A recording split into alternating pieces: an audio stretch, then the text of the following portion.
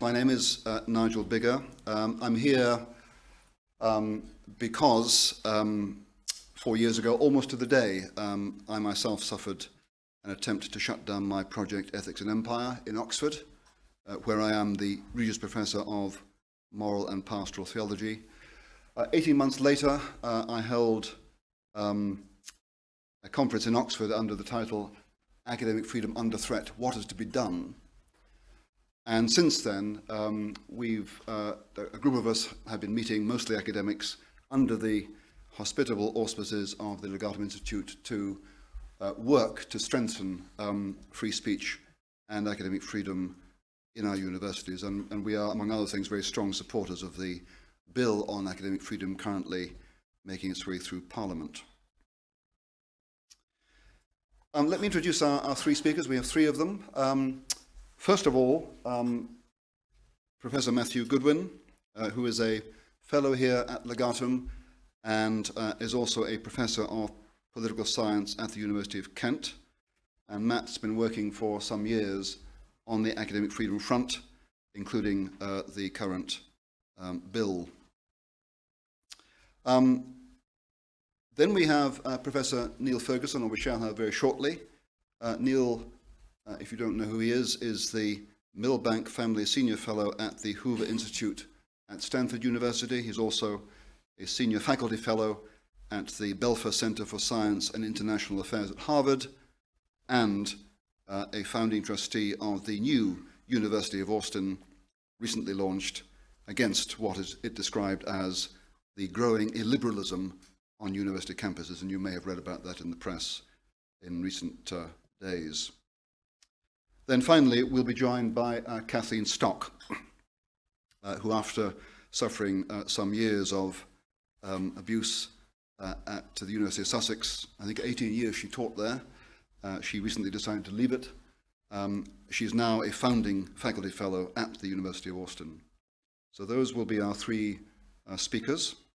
In a moment, we'll begin with a short presentation by Matt, who will anchor our discussion by presenting fresh findings from a new survey of academics around the world. And then we'll turn to discussion with Niall and then bring Kathleen in a bit later. There will be, we hope, a brief time at the end for questions and answers. But we intend to carry on discussion during the reception that will follow this event immediately. So do stay on, if you are able to, for coffee, tea, or a glass of wine, and carry on with the discussion then. So that's all I have to say by way of introduction. Matt, the floor is yours. Great. Thank you, Nigel, for your time today. Thank you to Niall and Kathleen for joining us. Thank you to everybody here today for giving up some of your time to join our conversation about this issue. I'm going to tell you a story that contains good news and bad news. But before I do, I just wanted to recap why we're here. I imagine that many people here do care deeply about what's going on within universities. You may be following the debate closely. You may be involved with the legislation. I know some of you have been doing research in this area. But I think we've all had a sense recently that there's something not quite right within higher education. And that has been reflected in some of the cases that Nigel has already pointed to. We were delighted yesterday to host a discussion with Jordan Peterson about his experiences at Cambridge, and we've obviously seen a growing international debate reflected in contributions most recently by The Economist, the Times newspaper, Jonathan Haidt in the US, and many, many others who have all essentially said that actually I think we need to step back and look reasonably and responsibly at this issue, at what's happening within our universities and whether they are still protecting and promoting academic freedom and freedom of speech. What I'm going to do just over 8 minutes or so is present some headline findings from a survey that we've undertaken of academics around the world. These are academics at elite institutions, top 12 universities in the US, the UK, Australia and Canada. There is a rapidly growing pile of evidence looking at this issue. This is not the first survey. It is contributing to a much wider literature. But where we are perhaps coming at this from a slightly unique position is that we're surveying actual academics who are working in universities at this moment in time. We're not just looking at students, we're not looking at retired academics, we're looking at people who are in the world's leading institutions at this moment in time. And we're interested in painting a picture of who they are, what they think, and to what extent do we need to worry about universities.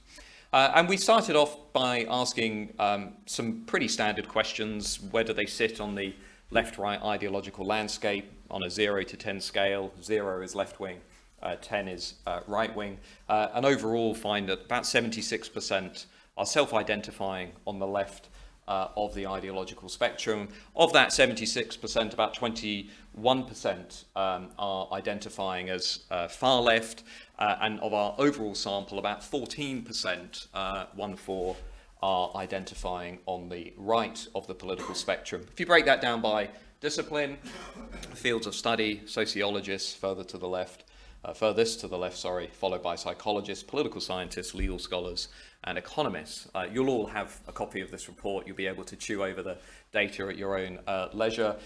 In no field do we find anything coming close to a balanced picture. Graphically, you can see sort of how this plays out. There does appear to be a particular challenge with this imbalance within sociology, where it's most extreme. Economics appears to be sort of closest to a more balanced picture. That really shouldn't matter unless it's driving academics to be intolerant of other groups, to have particular views of other groups in society. And so we wanted to look at how do they feel about supporters of left-wing parties, supporters of right-wing parties. And to what extent are we seeing any evidence of intolerance or threats to academic freedom? And we find that actually there's quite a big difference. If you ask all of the academics in our sample, how do they feel about these different groups on a 0 to 10 scale, where 0 is dislike, I don't like these groups, and 10 is I like these groups. On average, left-wing supporters are given a rating of 6.5, meaning that most academics generally say they like people who are voting for left-wing parties. Right-wing supporters, an average of 3.5. Significant numbers of academics saying actually they openly dislike people who vote for right-wing parties. We also included, just interestingly as an aside, some specific social movements as well. Academics most supportive of supporters of Black Lives Matter, rating of 7.5, more supportive of supporters of that group than left-wing parties. Why does that matter? It matters because we've got 50 years of research in social science saying that social distance questions actually really do help us understand the extent to which people express intolerance towards others. It also matters because there's quite a large degree of asymmetry in how academics see the world. So 70% of academics who lean to the left say they dislike people who vote for right-wing parties, but only 36% of right-leaning academics say they dislike people who vote for left-wing political parties. And this is consistent with some of the research Eric Kaufman, who's here today, and other scholars have done, looking at how Remain-supporting academics are much more hostile to Leave voters than Leave-supporting academics are of Remain supporters. And this really, I think, actually should concern us, given that we also have evidence that around about 1/4 of university students in UK universities today are self-censoring, and about 1/3 of academics are self-censoring their views. They're not sharing their political views on campus because they are worried about the negative consequences of what will happen if they do so. And we asked them this question. We gave them this statement: I sometimes feel the need to hide or self-censor my political beliefs when I'm on campus. We find 41% of all academics in our sample are saying they either agree or they strongly agree that they are self-censoring their beliefs when they are on campus. Actually, only a minority, about 46%, say they are not self-censoring their beliefs when they're on campus. Now, of course, you could say, well, that might be picking up the fact that academics are self-censoring because they don't feel like they should be talking about their political beliefs on campus. But again, we find considerable asymmetry in the extent to which academics on the left or right are holding these views. Of the minority of academics who are leaning rightwards, 75% are self-censoring their views when they're on campus. Of academics who are leaning leftwards, 35% are censoring their views on campus. I can't answer this question, but I think it raises the question that somebody else should answer, which is that having an impact on the experience of students in seminars, lectures, and higher education culture? What do they think about academic freedom and free expression? This is where the good news and the bad news comes in. The good news in our survey, and I think the good news in the evidence generally, is that large majorities of academics support freedom of expression and freedom of speech. So people who say everybody who works at a university is sort of, secret authoritarian that sort of yearns to shut down the public debate is not true. A large majority are very supportive of the principles of freedom of expression, freedom of speech. We find, for example, a large majority, if you give them the option that people should be free to express their political views openly in a democracy, even if those views are extreme, or actually people who hold extreme views should have their freedom of speech limited, a large majority say, no, we should allow people to say what they want when they want to say it. But what you're going to see just over the next 3 or 4 slides is what I'm highlighting here on the left, which is a significant minority of academics who are actually quite radical in their views, a sort of what I would call activist academics, in this case about 16% who say they back limitations on freedom of speech for people who hold radical or extreme political views. Again, if you ask academics, do you think we should expose students to ideas and thinkers and speakers who may offend students? It's not the case that most academics want to shut down challenging and offensive speakers.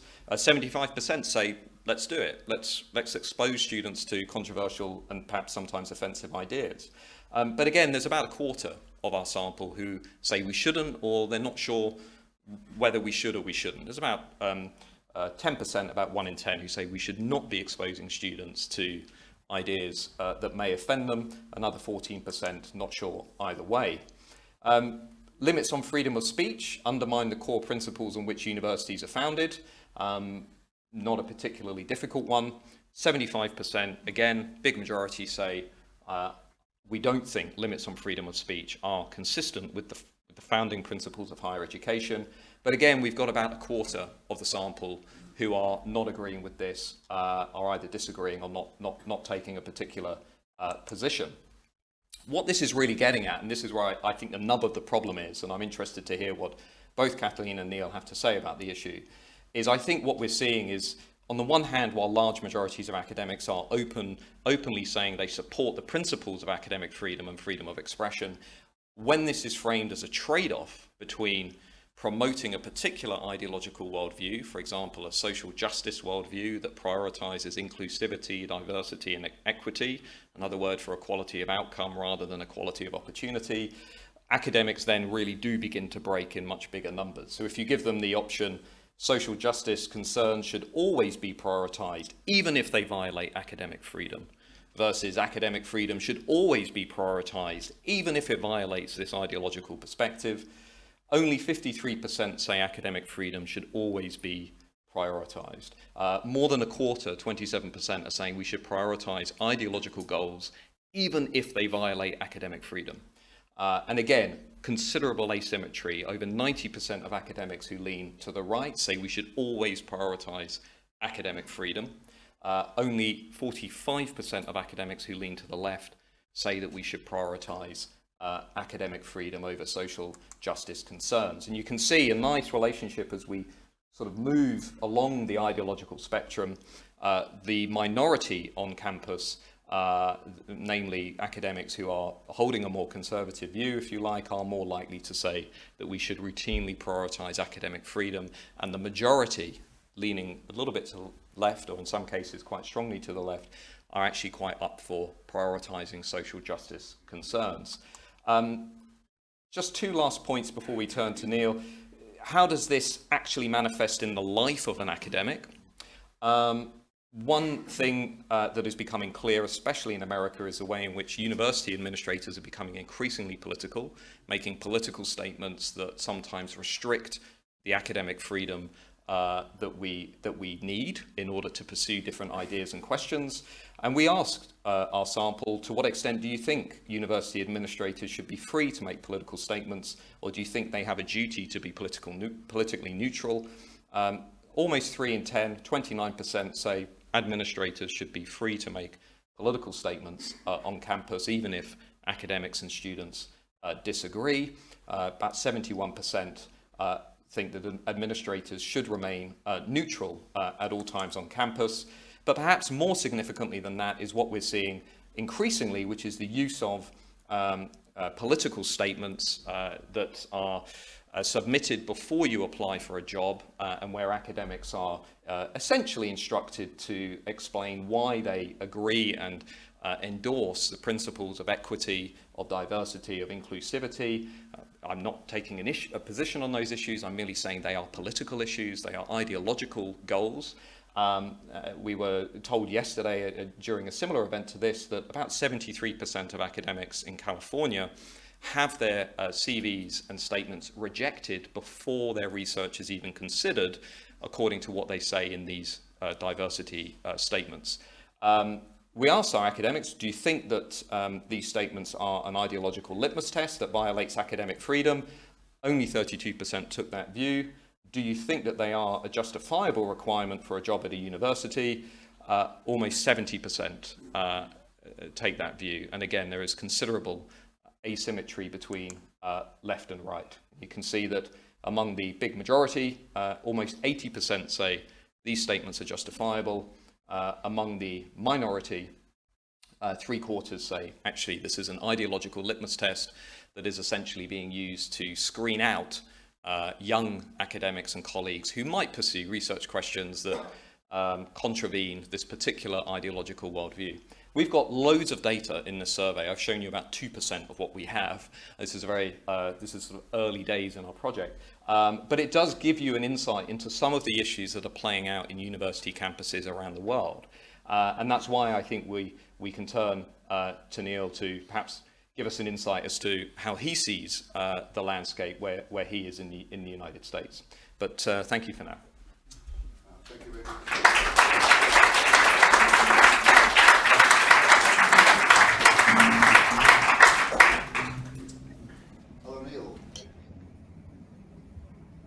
Well, I'm guessing the microphone is now mine. Please interrupt if I'm wrong about that. I'm going to just offer a few brief reflections on what Matt has just told us, and also on what I've observed and what other institutions have found in their research. In many ways, I want to get this over with so that I can hear what Kathleen has to say in a strange kind of very 2021 way. This is our first virtual meeting, and so I'm eager to hear her thoughts. Up until this point, we've communicated by email. Let me begin by paying tribute to somebody who's there, Eric Kaufman, whose work at the Center for the Study of Partisanship and Ideology has produced some similar findings. That the report that Eric and his colleagues published earlier this year, Academic Freedom in Crisis, took a somewhat similar approach to the Legatum approach, looking at academics not only in the US and the UK, but also in Canada, and showing, and I'll just briefly summarize the key findings, if you'll allow me, that 75% of conservative academics in the US and the UK in social sciences and humanities said there was a hostile climate for their beliefs in their department, compared with just 5% of left-wing faculty in the US. 40% of professors under the age of 40 in social sciences and humanities supported at least one of 4 hypothetical dismissal campaigns against a colleague who'd said something politically incorrect.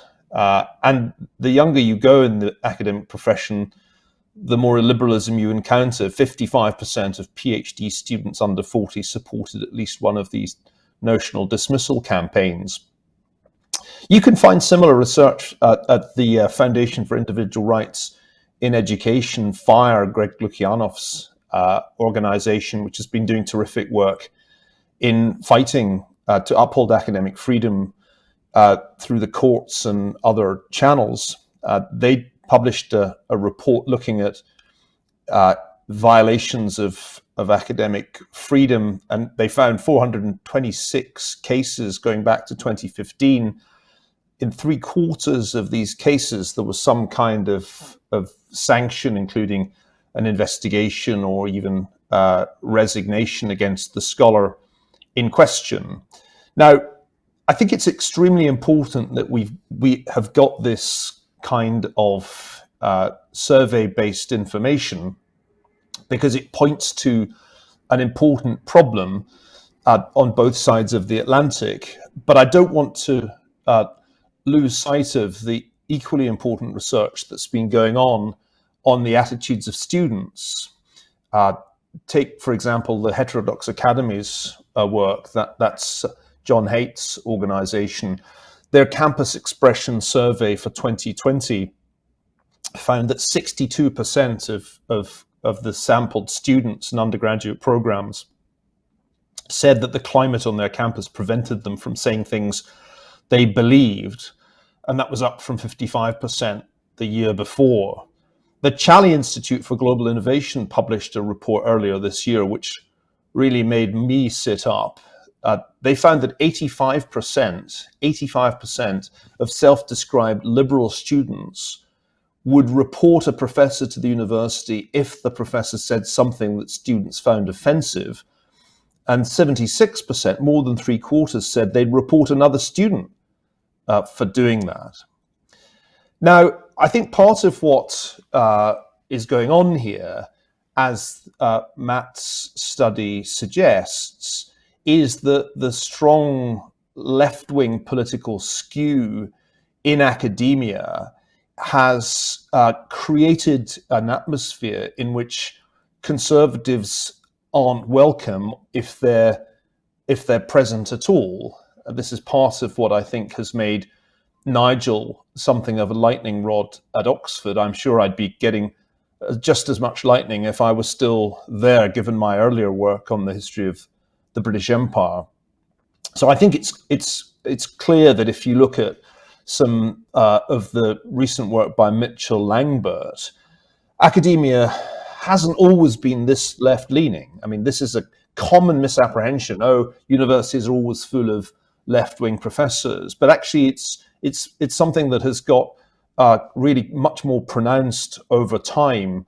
That there's been a big shift in the percentage of American professors who call themselves left-wing.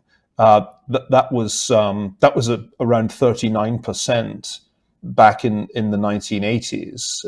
By 1999, it was 72%. And Langbert's recent work shows these massive asymmetries that now exist, where if you just look at political affiliation, the Democrat to Republican ratios is basically 13-1 across all subjects if you omit the two military colleges at West Point and Annapolis, 17-1 Democrats to Republicans in history across the US, 48-1 in English. And for anthropology, you can't calculate a ratio because there are absolutely no Republicans in anthropology.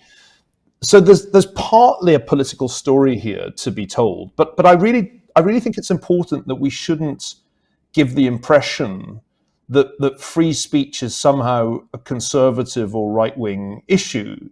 Even if in practice it is, it seems to me important to notice that there are also quite strong forces against academic freedom on the right. And indeed, if you look at what's going on in some parts of the United States, there's a kind of if you can't beat them, join them mentality, where cancel culture is now eliciting its right-wing variant, the sort of virus. I think it was Richard Dawkins who first talked about a mind virus, but the mind virus is clearly something that can be contagious on the right of the political spectrum. And I do think that the most important point we're trying to make in creating the University of Austin is that academic freedom, the pursuit of truth without constraints on thought and expression, is not a partisan issue. I mean, it's absolutely not. It's something that should be as much a concern for academics or students on the left as it is for academics or students who lean right. And that's one reason why when we set up the University of Austin, we made it very clear that we weren't aspiring to be a conservative institution. We were aspiring to be a bipartisan or non-partisan institution, which really doesn't think of academic activity as political. Max Weber's great idea that really one should leave one's politics at the threshold of the lecture hall seems to me very relevant. So let me just add a couple more thoughts before handing over to Kathleen. My view, after many years in academia, I think it's 30 years of my life that I've spent at a variety of universities, teaching at Cambridge, at Oxford, at New York University, at Harvard. I'm now based at Stanford. It's extremely hard to see the existing institutions reforming themselves under the present conditions, that there isn't some pendulum that's just going to magically swing back. Part of the problem is, I guess, as Greg Lukianoff and John Haidt argue in The Coddling of the American Mind, that a culture of what they call safetyism has arisen. That could, I suppose, elicit at some point a reaction from students impatient with being coddled. But it's harder to imagine a kind of drift back to the center in the politics of academia just because of the way that institutions work. Once a department has become woke, to use a shorthand which is more common in the US than in the UK, it kind of stays that way because of overt political discrimination, which we all know goes on. It's extremely difficult for anybody who has any association with a conservative institution to get hired in a mainstream university department. So I don't think that pendulum is going to swing back anytime soon. And the other problem, which is very much more pronounced in the US than the UK, but Matt alluded to it, is that the growth of the bureaucratic apparatus, the monstrous regiment of administrators, has created this vested interest in investigations, disciplinary proceedings, in surveys to expose implicit bias. These people have as their raison d'etre the exposure of all kinds of alleged prejudice, and they're not going to stop doing that as long as they're in jobs. In fact, they're incentivized to keep that process going. So I think there's a problem that's especially pronounced in the US, where the administrators are overtly political and increasingly interventionist. If you look at what's been going on at Yale Law School, for example, where Trent Colbert, a student, was faced with disciplinary threats from administrators because he invited fellow members of the Native American Law Students Association to a Constitution Day bash at the NALSA Trap House. And this phrase trap house allowed the diversity director, Yassine Eldig, to threaten Colbert that if he didn't sign a groveling apology, then there would be consequences for his career. With this kind of culture, we can't really expect reform to come from within. So the rationale for creating new institutions, and I hope very much that this is something that won't happen just in Texas, is that we really need to create new institutions to model academic freedom. The idea behind the University of Austin is essentially the familiar Silicon Valley idea. Let's have a startup. Let's try and do something that's different. Let's model the fundamental ideas of academic freedom, and we hope that will simply create a more attractive campus atmosphere than currently exists. Remember, if 62% of undergraduates feel they can't speak their minds, they're not saying thank you by and large to the administrators for this. I think it would be wrong to believe that students are happy to exist in this atmosphere in which you walk on eggshells every time you open your mouth in class. So I guess our goal is a modest one in some ways, just to create an institution that's different, and hope that if we get that right, we'll start to attract the kind of students who want to speak and to think freely. I'll make one last point, and that will then cue Kathleen. We did this in a hurry. By we, I mean I, Pano Canelos, our founding president, Joe Lonsdale, Heather Hying, and Barry Weiss got together in Austin back in May, and we launched just a few weeks ago, which is sort of not academic speed, it's warp speed, it's startup speed. And the reason that we moved quickly, and I can remember making this argument back in May, was precisely that we saw people's careers being destroyed by systematic campaigns of harassment. It was happening to Peter Boghossian at Portland State. And what was Peter's crime? Peter's crime was to expose bogus scholarship in journals of what he and his colleagues called the grievance studies, by getting fake and actually hilariously funny articles published in them, these supposedly refereed peer-reviewed journals. And for that, Peter was subjected to disciplinary proceedings. My argument then was, we need an institution for people who are coming under this kind of pressure. And we need it urgently, in the same way that in the 1930s, there needed to be a new school where refugees from Central Europe could find a refuge, could find an institutional home. And that is one of the, to my mind, one of the best arguments for creating a new institution. We urgently need somewhere for the cancelled, those people who've found their careers just impossible to sustain in established institutions, to have a new home. When the case of Kathleen at Sussex hit the news, it was very clear that our next move should be to invite her to be one of our founding faculty fellows. And I'm looking forward to the time when we can announce some more names in that program, looking ahead to the summer school that we plan to launch next year as our pilot project, at which there will be, we have our tongue somewhat in our cheeks when we say this, the forbidden courses, the courses that you can't now get at the mainstream universities. We're going to grow from this startup, a fully fledged university. This will take several years. Right now, we're in the fundraising mode where we raise the funding to build the institution. We'll start modestly with a master's program in entrepreneurship and leadership. But the goal is to offer master's programs in politics and applied history, education and public service, technology, engineering, and mathematics.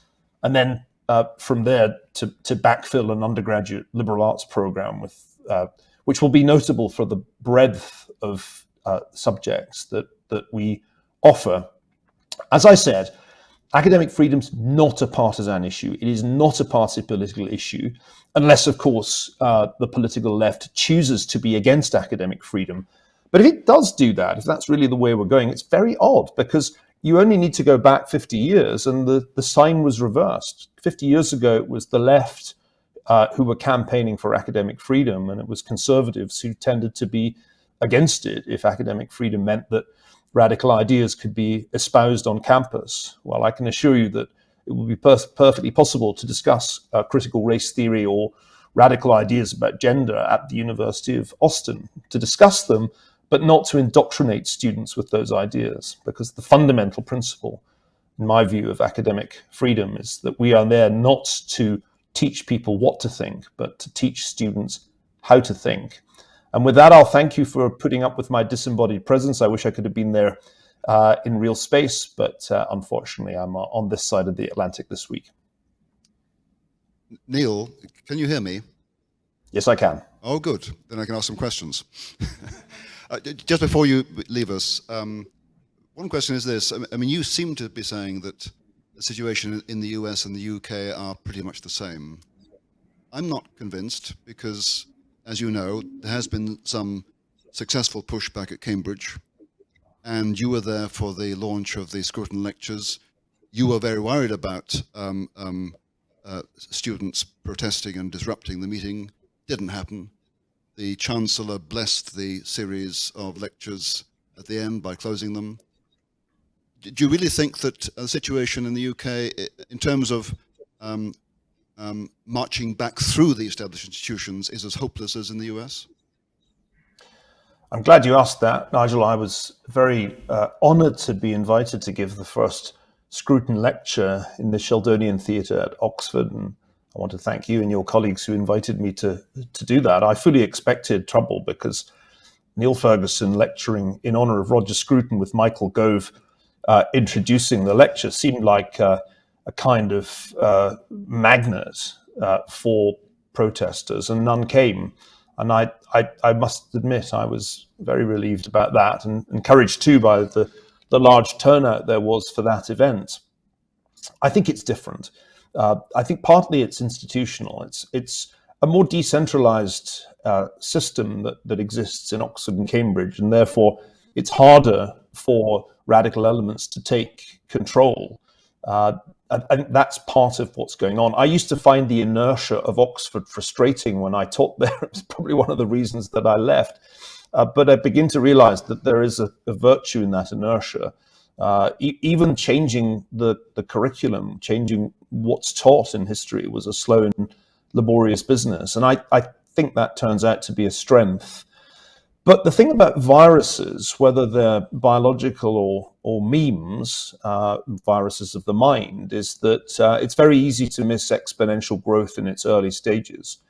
And I think the key thing to bear in mind here is there may just be a time lag, and that the same kind of tendencies might just take longer to grow and become visibly exponential in the UK. One can't take for granted that the worst is over, Nigel, even if at the moment you feel that it may be. After all, Kathleen's experience doesn't suggest that Sussex is a great deal better than Portland State. In fact, it seems to be very similar indeed. So I think we shouldn't assume that everything that happens in the US happens in the UK just a few years later. I don't think that's right. And I remember when Frank Luntz was making that argument in research that he did on polling data, I was inclined to push back and say I don't think, by and large, that Britain's quite so ready nationally or publicly to go down the road of radical polarization. But I would be wary of complacency at this point in the UK. Things happen very fast in the US. I think if you'd asked me 6 years ago, I wouldn't really have been as worried. What's happened in the last few years, and this is a point John Haidt makes and Greg Lukianoff too, is that things have really grown very rapidly. The problem has become markedly worse in a really quite short space of time, and that's why the analogy with a virus is a good one. I think Matt has a question for you. Well, it was more of a comment really than a question, Nigel. I wanted to echo Neil's important point. One of the reasons I have optimism about the UK is that the academics who have come together around the academic freedom legislation have actually come from very diverse ideological backgrounds. On the left and on the right, some are particularly concerned about history, others are particularly concerned about gender, and I think retaining our focus on the diversity that exists within that coalition is critically important. If you look at the US, and something we talk about in the report, there are growing concerns in states, for example, like Florida, about how Republicans have been undermining academic freedom. We've seen concerns in Europe, obviously, in some countries in Central and Eastern Europe about the same issue. And we've also now seen growing attacks on the idea of tenure within some US states, removing the protection that has historically enabled academics to research what they want to research and say what they want to say. So it's really to reaffirm that point. I don't view this as a left versus right issue, but I think regarding everybody in this room and looking around and seeing how many people there are from different perspectives, I think that gives me optimism actually about where we are in the UK. Neil, before we let you go, one more question to do with the University of Austin. I mean, the risk of creating a new institution is that it becomes marginal and the established institutions just keep on doing what they do. What reason do you have to hope that the U of A could actually have a wide transformative influence? Well, there is a sort of assumption that universities need to be very old to have strong brands, for want of a better word. If you look at the top 25 universities in the world using the THES rankings, I think only 4 were founded in the 20th century, 14 were 19th century foundations, 4 18th century, and of course Oxford and Cambridge are medieval. But Stanford is a relatively recently founded institution, and so too is Chicago. And I think the lesson of American history is that up until quite recently, it was a defining characteristic of the US that you created new institutions, especially if you thought the old ones weren't up to snuff. It's odd that this stopped really in the 21st century. We've I think, had only in the entire country 3 new universities set up since the turn of the century, and that's abnormally low. In my view, there's a huge fight to create undergraduate programs that compete with the very top programs because of this branding phenomenon. People go to Harvard and Yale for the credential and for the social network. They are not the kind of people who are going to take the risk of going to a new institution. That's why we're beginning with master's programs, because that's the soft underbelly of the system. When I was involved with creating the Schwarzman Scholars Program at Tsinghua in Beijing, from a very sort of standing start, if you like, we quickly started attracting very strong students because people are prepared to take more of a risk with the graduate program that they do, especially if they've got an elite institution under their belt for their undergraduate degree. So that's why we're starting with postgraduate courses first. There's just a greater appetite for risk amongst the top students there. I would just conclude by saying not all ancient universities have flourished. There's survivorship bias if you think that universities have to be as old as Oxford and Cambridge. There are lots and lots of medieval institutions that withered on the vine and vanished long ago. So I think there's plenty of room for a new institution if it's offering something competitive and different. There are clearly going to be many institutions that vanish from the scene for demographic reasons. The US has too many colleges right now, and some of those weaker colleges are going to disappear in the coming years. But that's not a reason not to create a new institution if what we're offering is something very distinctive.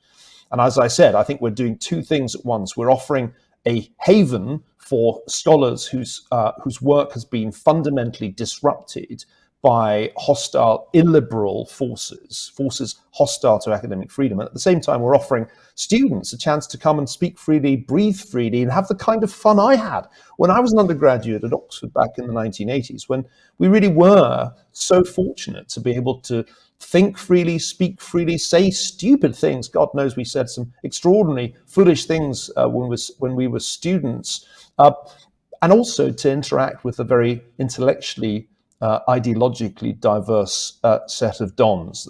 If we can build an institution that has some of that spirit, then I don't think we'll have any trouble attracting students and ultimately competing with the very top institutions. Neil, thanks so much. We wish the University of Austin good success, and thanks enormously for your time. Thanks, Nigel. Thanks, Bye-bye. Matt. Thanks, everybody, and look forward.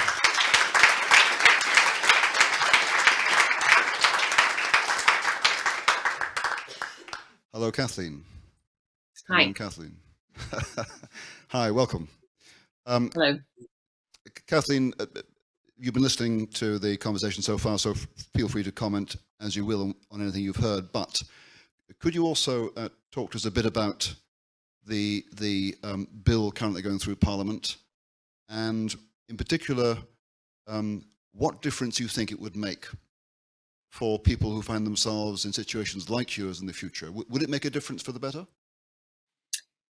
Right. So the new Academic Freedom Bill, broadly speaking, aims to incentivize universities to protect academic freedom and to actively promote the value of academic freedom by penalizing them if they don't. And I think, although that may sound draconian, sadly, it is needed because universities have really failed to grasp this problem as it is emerging and as it's been so eloquently described by Matt and Niall, and particularly in the age of social media, where, in my view, a lot of the issues come from. So the initiatives proposed in legislation are that a free speech and academic freedom champion be appointed, and they will have responsibility to champion free speech and to investigate breaches. There will also be, there's a registration condition on free speech. There's various legislation referring to student unions.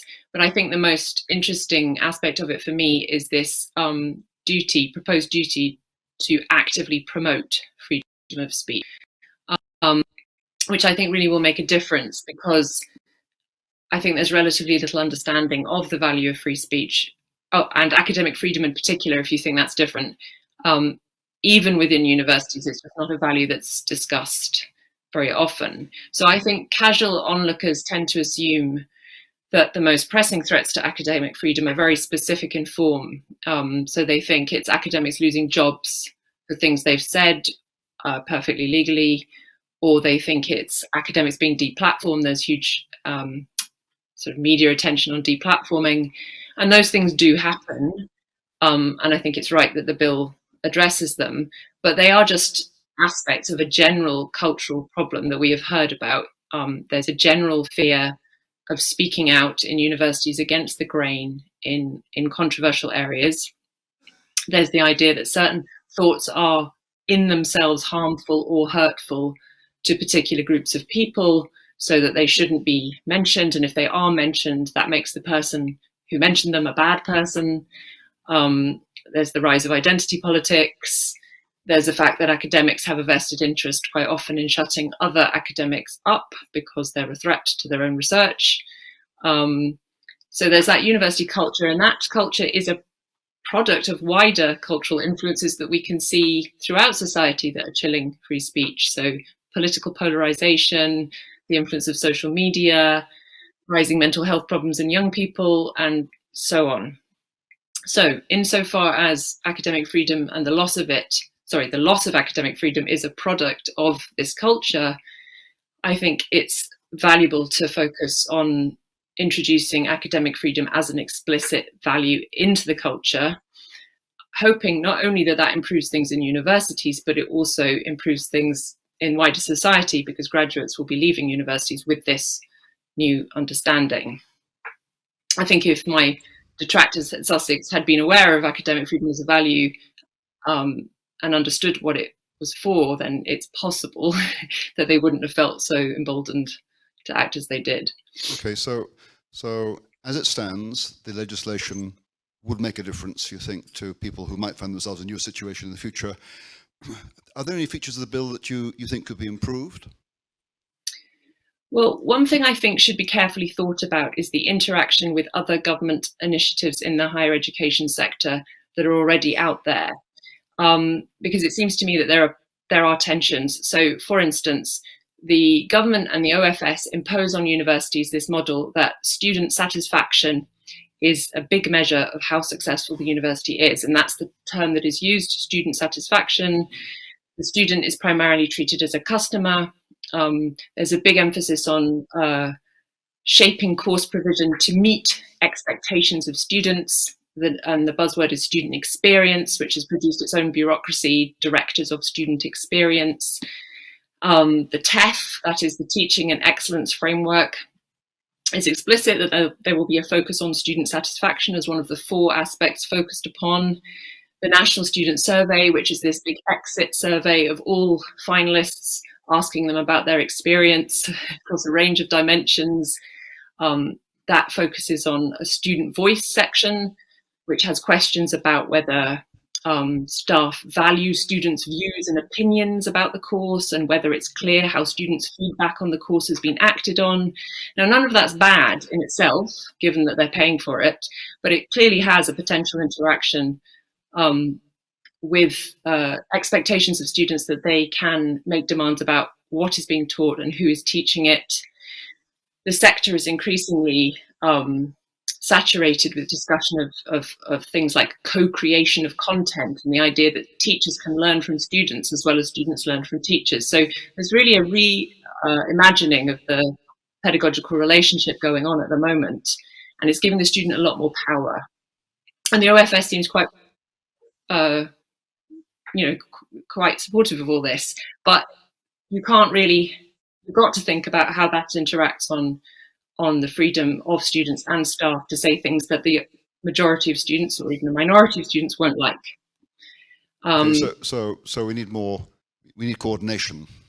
We need coordination. We also need coordination with the REF, because in the REF, which is the Research Excellence Framework, there's a big focus on impact of research on the wider culture. And although you might think that produces sort of disruptive, daring thinking, actually, I think it's probably quite conservative, because universities tend to prioritize research that they know will have an impact given the existing cultural circumstance, usually a quite middle class audience that they're trying to reach. So it really incentivizes them to promote research they think will find a willing, receptive audience. So that in itself can have an effect on thinking which doesn't fit that model. And I also think there's this big problem which Niall has referred to of the government focus on equality, diversity and inclusion construed very narrowly. So universities are told they have to go beyond the law. They are not simply to do the minimum required by law. They have to actively embody equality, diversity and inclusion. And that produces this intensively moralized atmosphere. There's this whole bureaucracy attached to this of roles, of training for staff, of comms, all around, built around EDI. It's put into promotion structures. People have become incentivized, become very moralized, and in some cases to act like moral thought police. So in that context, obviously dissenters from the very narrow conception of EDI that's being put forward are treated as heretics. They're treated as harming particular minority groups, even though the minority groups are quite often not in the room in question. So yeah, so again, the general point is coordination of all these aspects to think about how they interact with the legislation. Okay, just one final question. We've talked about legislation. The law can do something; it can't do everything. Can you mention one other thing that you think needs to happen? And are you as pessimistic about the possibility of reform from within as Niall is? No, I'm not as pessimistic as Niall is, because I don't think we're quite at the position that America is. Although we are affected by America, and academic culture is very sort of pro-American, looks to America for inspiration, which is not always a good thing. No offense to America. But I think, generally speaking, it's a shame that we have to use such a big stick, as it were, to get universities to recognize the value of academic freedom. What obviously would be ideal is if it was treated as an end in itself and not a means to avoiding,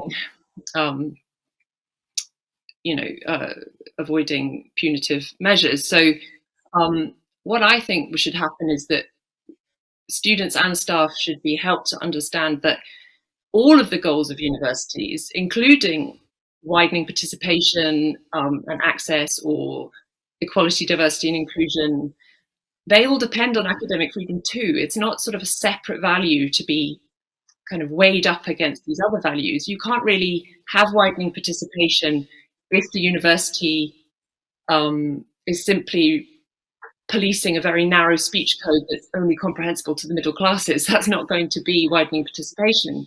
And you can't have true equality, diversity and inclusion if you can't talk about what those mean in practice or in theory without being accused of being a racist or a sexist. So academic freedom underpins all university activities, and like I say, it's not to be treated as an extra thing, an extra headache that universities have to worry That's about. really, really helpful. Kathleen, that's really been helpful. Thank you so much. So let's thank Niall Ferguson, Matthew Goodwin and Kathleen Stock very warmly.